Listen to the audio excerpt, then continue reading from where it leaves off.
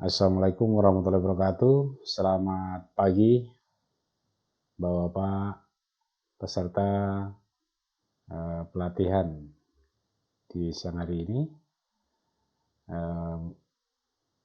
Selamat berjumpa dengan kami dari Balai Diklat Kehutanan Samarinda, di mana pada hari ini Bapak Ibu sekalian,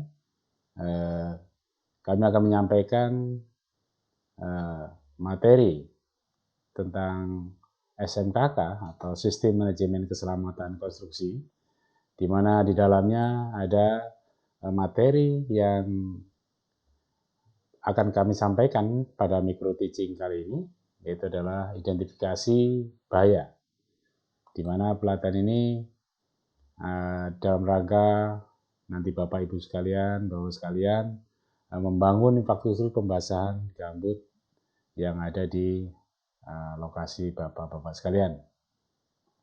Nah, Bapak Ibu sekalian, sebelum kita memulai, izinkan saya akan menyampaikan perkenalan dulu ya.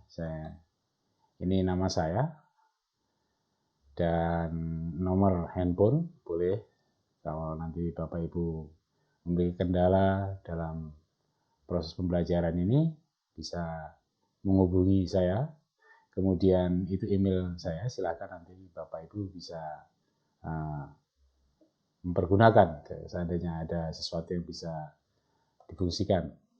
Dan kalau kita lihat tempat tanggal lahir dan sebagainya, mungkin mohon maaf kalau mungkin saya di bawah umurnya dari Bapak Ibu sekalian, saya mohon maaf berdiri di sini. Namun ini fungsi karena kita sama-sama belajar ya untuk hari ini. Dan ada beberapa pengalaman yang bisa saya sampaikan, pengalaman kerja mulai tahun 90 hingga hari ini. Ya.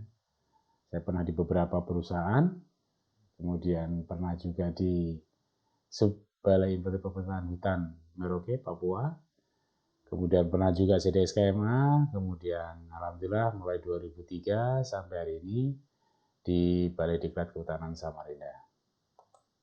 Bapak Ibu sekalian, mengawali dari bahaya itu sendiri, ya, kita akan melihat konsep apa sih sebenarnya bahaya dalam pengertian yang timbul nantinya dalam kita melakukan pekerjaan, kegiatan yang akan kita lakukan.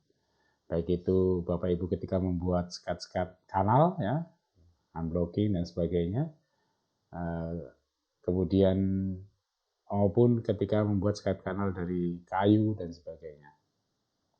Nah, Bapak Ibu sekalian, kalau kita lihat bahaya itu adalah faktor yang melekat, ya, infeksi yang melekat pada suatu dan mempunyai potensi menimbulkan kerugian. Sehingga setiap bahaya itu hal yang melekat pada suatu benda atau suatu tempat, ya, yang memiliki potensi akan menimbulkan kerugian terhadap segala sesuatu termasuk situasi. Bisa situasinya bisa membahayakan, bahaya terhadap situasi, kemudian juga sangat berpotensi menimbulkan kecelakaan atau cedera terhadap manusia. Nah, inilah konsep bahaya, artinya sesuatu yang melekat pada sesuatu ya, baik itu benda maupun apa, yang memiliki potensi menimbulkan kerugian. Nah, dari bahaya ini akan menjadi sumber terjadinya kecelakaan atau insiden tadi yang bisa merugikan baik itu manusianya, kemudian juga properti kita, ya, atau lingkungan sekitar kita. Nah, ini bahaya ini menjadikan sumber yang merugikan terhadap baik manusia, properti maupun lingkungan kita. Dalam konsep bahaya tadi, ya, ketika kita melihat suatu bahaya, berarti tadi disampaikan ada bendanya, ya, di dalam benda itu, kemudian di dalam suatu tempat gitu. Nah, di mana konsep bahaya tadi diawali dengan keberadaan energi. Semua benda, semua makhluk yang ada di permukaan bumi ini memiliki energi. Memiliki energi. Nah, energi inilah yang harus kita pahami, harus kita ketahui bahwa dari energi itu yang memberikan pemantik atau berkontribusi terhadap suatu bahaya yang menimbulkan risiko dan kecelakaan itu sendiri. Nah, energi itu dari mana saja? Kita bisa lihat beberapa energi ini ada dari energi potensial, ya misalnya dari tumbuh-tumbuhan, misalnya buah yang jatuh dan sebagainya, itu merupakan energi. Atau pertumbuhan dari pohon itu sendiri, itu juga merupakan energi yang potensial, ya, yang akan selalu tumbuh berkembang. Kemudian ada energi kinetik, kemudian ada energi mekanik, ya, ada dari listrik, dan sebagainya. Ini ada beberapa, nanti kita akan bahas satu persatu. Nah, dalam melaksanakan K3 biasanya keselamatan kerja ini, ya, ini kebanyakan hal-hal yang seperti ini tidak diperhatikan. Orang jarang memperhatikan hal-hal yang kecil ini. Kerja saja. Sehingga ketika terjadi sesuatu, baru orang dicari sumbernya. Nah, kan terbalik. Harusnya kita cek sumber itu supaya jangan sampai terjadi sesuatu, sehingga kegiatan bisa lancar dan tidak menimbulkan kerugian, baik itu terhadap manusia maupun lingkungan. Bapak-Ibu sekalian, kalau kita mengklasifikasikan sumber-sumber bahaya tadi, ya, sumber-sumber bahaya yang memiliki dampak ya terhadap bahaya, ya, yang bisa menimbulkan bahaya, yang sumber-sumber yang memberikan kontribusi terhadap terjadinya suatu bahaya, suatu risiko, ya, yaitu ada bahaya pelepasan energi, yaitu pelepasan suatu energi dari misalnya dari angin, ya, misalnya kita tabung, ya, atau misalnya pelampung yang kemudian kena sinar matahari kemudian bisa meledak dan sebagainya. Kemudian dari sumber air, ya, pelepasan energi dari air, arus air yang misalnya kanal atau skat kita yang tidak kuat, ya, sehingga tidak mampu menampung debit air itu. Kemudian juga dari panas dan sebagainya. Ini pelepasan, ya, pelepasan energi baik dari udara, air maupun dari suhu panas. Nah, kemudian yang berikutnya bahaya mekanik. Bahaya mekanis ini yang ditimbulkan akibat dari mekanik, ya, suatu kerja mekanik, misalnya kincir angin, ya, misalnya kincir yang berputar, kan otomatis dalamnya ada memutarkan sumbernya dari angin, tapi dalam itu sendiri mereka memiliki gesekan benda-benda yang berputar di dalamnya, komponen-komponen dalamnya. Itu pun dalam skala tertentu dia bisa membahayakan. Sehingga dari sumber gerak ini pun bisa memberikan memunculkan bahaya terhadap suatu bangunan atau suatu konstruksi yang kita buat. Berikutnya, bahaya juga timbul bisa dari arus listrik, ya. Sering terjadi kebakaran dan sebagainya. Namun demikian, arus listrik juga bisa memberikan bahaya yang sangat besar apabila kita tidak memahami ketika kita membuat suatu komponen yang menggunakan listrik, kemudian tidak bisa mengukur kapasitasnya, itu juga memiliki bisa berdampak bahaya dan berpengaruh terhadap pengguna maupun masyarakat lingkungan sekitarnya. Kemudian ada juga bahaya yang ditimbulkan dari bahan kimia. Nah, bahan kimia ini yang banyak kita gunakan, ya, sebenarnya kita kadang tanpa sadari bahan-bahan kimia yang kita gunakan. Misalnya dalam kita membuat konstruksi ini mungkin dari bahan-bahan penguat semen misalnya, itu kan bahan kimia. Kemudian bahan-bahan lainnya yang maksudnya adalah untuk mempercepat atau untuk menambah, tapi ternyata menimbulkan efek terhadap baik kesehatan manusianya, ya, maupun terhadap lingkungan sekitar situ, ya, bisa memberikan bahaya kimia ini. Sehingga ketika kita membuat suatu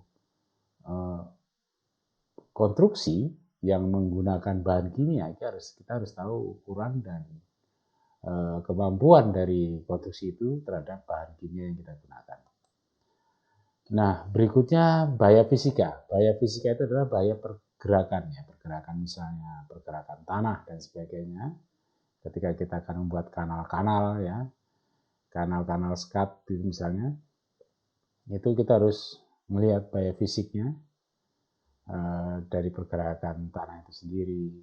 Atau mungkin misalnya sumur bor, ya, sumur bor yang ini memiliki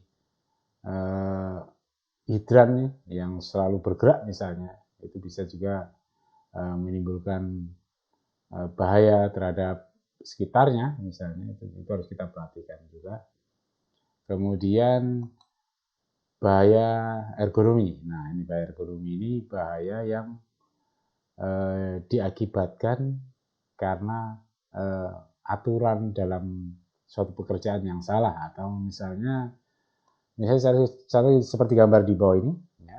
Misalnya kita memiliki kebiasaan bekerja, ya. Suasana kita bekerja di kantor atau di lapangan yang selalu kita gunakan, tapi tidak menyamankan terhadap fisik kita. Misalnya tempat duduk yang terlalu miring, terlalu ke belakang dan sebagainya, sehingga membuat tubuh kita juga berubah. Postur tubuh kita akan berubah karena kebiasaan-kebiasaan yang kita lakukan selama mungkin berbulan-bulan tahun, sehingga menjadi bahaya terhadap kesehatan itu sendiri maupun bahaya berkelanjutan terhadap genetika manusia itu sendiri nantinya kalau tercipta seperti itu. Nah, kemudian ada juga bahaya biologis. Nah, ini bahaya biologis itu adalah bahaya yang ditimbulkan akibat makhluk-makhluk atau jasad-jasad renik, ya, benda-benda, ya, makhluk hidup, misalnya bakteri, kemudian virus dan sebagainya. Nah, ini bahaya biologis yang bisa mengakibatkan terhambatnya satu pekerjaan karena faktor manusia yang terganggu dengan biologis ini, dengan bakteri dan sebagainya. Kemudian ada bahaya penyakit akibat kerja. Nah, bahaya penyakit akibat kerja ini suatu pekerjaan yang bisa misalnya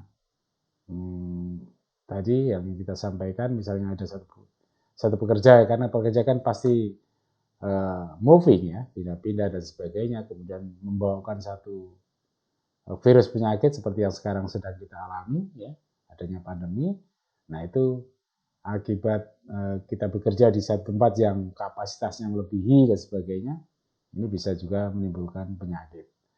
Nah, dan juga akibat kerja ini banyak sekali faktornya, ya, yang bisa menimbulkan penyakit, misalnya ketika melakukan kegiatan yang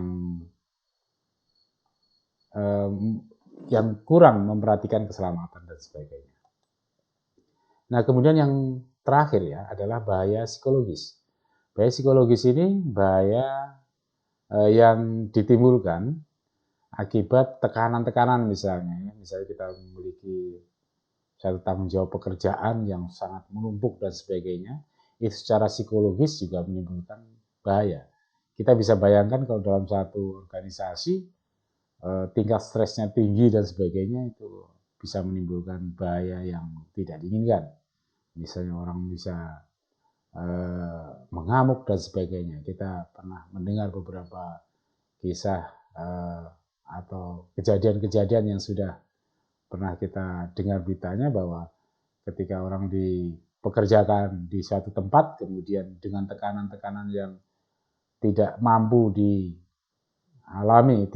dilaksanakan oleh pekerja itu bisa menimbulkan emosi dan sebagainya, sehingga bahaya psikologis ini juga terpengaruh dan mempengaruhi terhadap suatu pekerjaan konstruksi yang nantinya akan mengakibatkan kegiatan kita tidak bisa berjalan dan tidak bisa selesai pada waktunya. Dan kalaupun itu selesai, apabila bahaya itu tidak diperhitungkan, tidak akan mencapai target waktu pemakaian dan sebagainya.